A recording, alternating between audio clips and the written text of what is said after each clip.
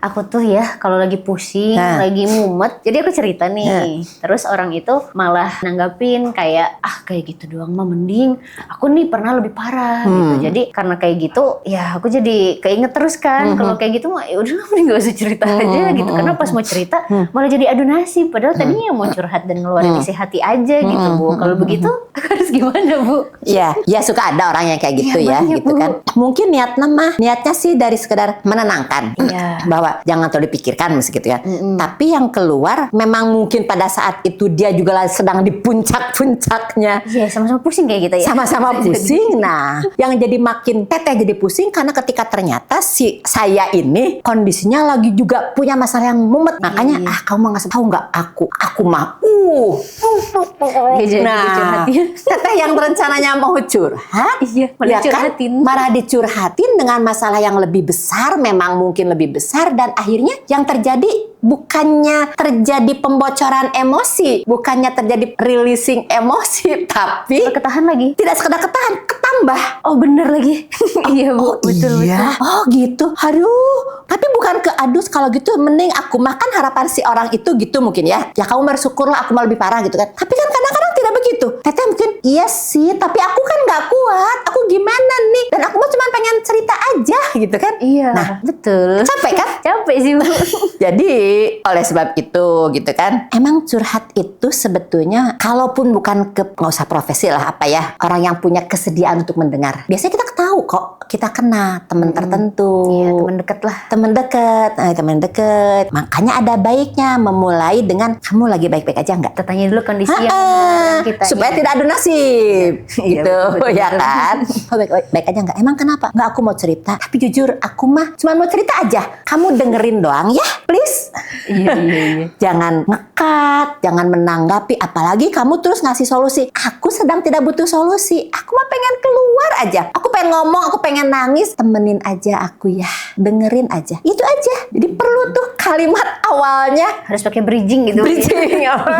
Nanya dulu. Betul. Kamu lagi aman gak nih? Lagi sibuk gak? Lagi banyak pikiran gak? Kalau misalnya kamu lagi oke, mau cerita nih gitu. Itu penting. Betul sih. Kadang kita nggak mikirin yang posisi yang mendengarkan juga sih gitu. Cuma kayak fokus ya, mungkin saking udah pusingnya kali Bu ya. Pusing, udah numpuk segala macam di kepala, pengen keluar aja gitu.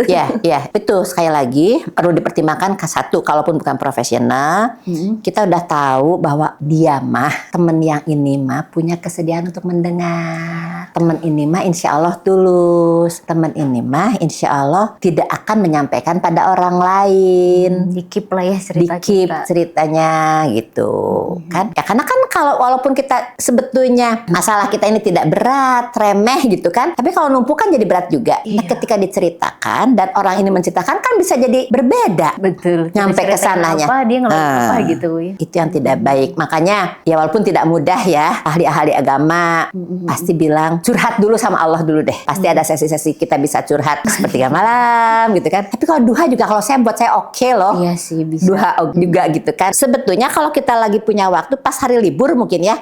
Kan di setiap waktu sholat juga bisa. Betul. Ya kan di situ kita ungkapkan, mungkin tidak semua. Yang paling penting itu yang kita kan supaya tidak numpuk nih beban itu. Jadi begitu kejadian nggak enak ketemu sholat zuhur, keluarkan di situ. Aduh ke Allah. Habis itu tenang.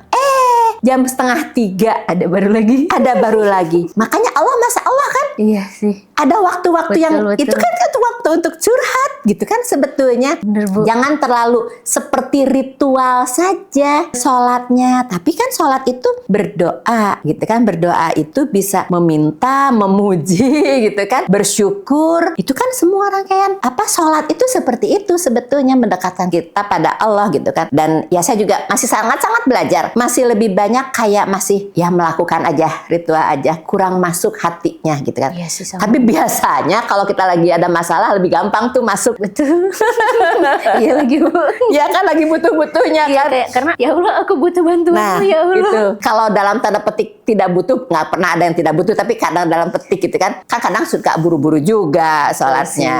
Iya kan. Nah, tuh. Jadi itu yang disebut dengan toxic positif gitu ya. Maksudnya mau mensupport tapi lu toxic gitu kan, meluk melukai juga. Apa ya, maksudnya kayak dengerin aja loh gitu, maksudnya nggak usah lah dibandingin gitu. Jadi makanya itu kesannya sebetulnya tujuannya positif Bu ya gitu, mau mungkin memotivasi kita kayak gitu. Aku bisa ngelewatin itu loh gitu. Cuma mungkin ketangkepnya dengan kondisi kita yang nggak stabil. Apa ya, pesan positifnya ini malah ketangkep toksik gitu.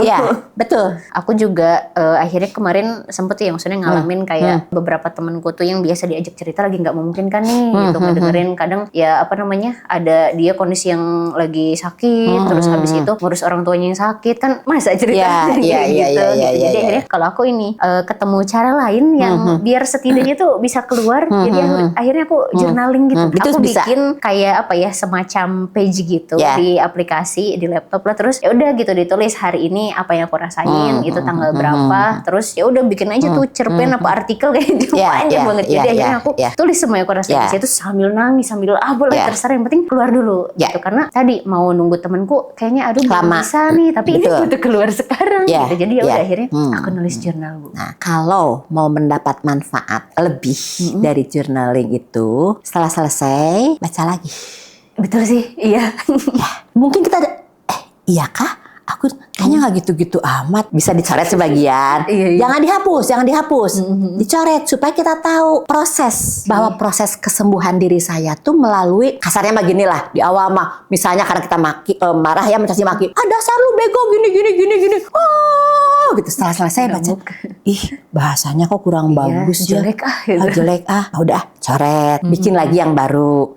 Sampai bener-bener kita udah bener smooth, udah bener-bener, dan itu bener-bener tahapan menjadi tenangnya tuh kerasa loh. Betul sih, asli Bu, aku juga betul. Kalau udah journaling sampai kayak gak deh, kayak gak usah cerita, udah selesai. Iya. Dan itu sekali lagi evaluasinya dengan baca lagi. Yang pertama nanti copy paste gitu kan, yang ini dicoret, ini berubah lagi pas mungkin entah sampai berapa kali sampai inilah aku yang sesungguhnya. Mau yang lebih cepat? Gimana tuh Bu? Lakukan Dep. Oh gitu ya. Begitu lagi ini semua, nggak usah sambil sholat, sambil duduk aja, langsung pejamkan mata. Ya Allah, aku lagi sebel, aku malah orang itu kenapa sih jahat banget sama aku? Tahu nggak? Aku tuh gini. Seperti yang ditulis tapi lebih cepat. Nulis itu kan gini. Iya. Tapi ini seadanya aja. Berhamburan gitu kan. Tapi dengan tetap ya Allah. Artinya kan berhamburannya tidak akan keluar dari adab. Ya Allah, maaf ya Allah, aku mau bilang dia goblok gitu. Dia bego, tapi minta maaf dulu sama Allah. Karena kan tahu itu nggak benar gitu kan. Itu nggak boleh kasar. Nggak boleh kasar. Tapi aku sebel ya Allah, sekali ini ya, aku pengen gampar dia ya Allah. Di bayangan aja gampar gitu kan. Boleh. Nah, itu lebih cepat. Selesainya tiba-tiba puas. Udahlah, udah puas sama dia. Ada dia emang segitu doang gitu ya. Tapi kan sambil merem terus gitu kan, terus tapi itu ya Allah pasrah, ya Allah keluarin, antara keluarin pasrah, ya Allah keluarin pasrah. Terus proses itu Bismillah, gak lama beneran. Next time aku coba berarti ya. Dan segera begitu kejadian segera supaya tidak ada lagi endapan emosi. Jangan yang terjadi sekarang dirasa itu adalah menyakitkan apa-apa, ternyata pemicunya cuma kecil, tapi dia memicu sesuatu yang sudah ada di bawah sadar, bahwa ada pengalaman saya mendapat perlakuan seperti ini dulu di usia berapa, dan saya tidak pernah menghadapinya. Jadi dipendam aja. Disimpan. Ketika kejadian lagi di masa kini, padahal pemicunya tidak terlalu berat, triggernya kecil mungkin. Tapi kan menggali masa lalu. Iya, jadi keluar semua juga. Ini nambah insight banget sih. Kayaknya setelah ini bakal apa ya? Ya baca aja baca buku Depnya. Di buku Dep itu bisa cara-cara melakukannya seperti apa. Ada tata cara melakukannya. Bismillah, nggak sulit kok, bisa untuk self healing. Coba Bu, kasih banyak Oke, sama-sama.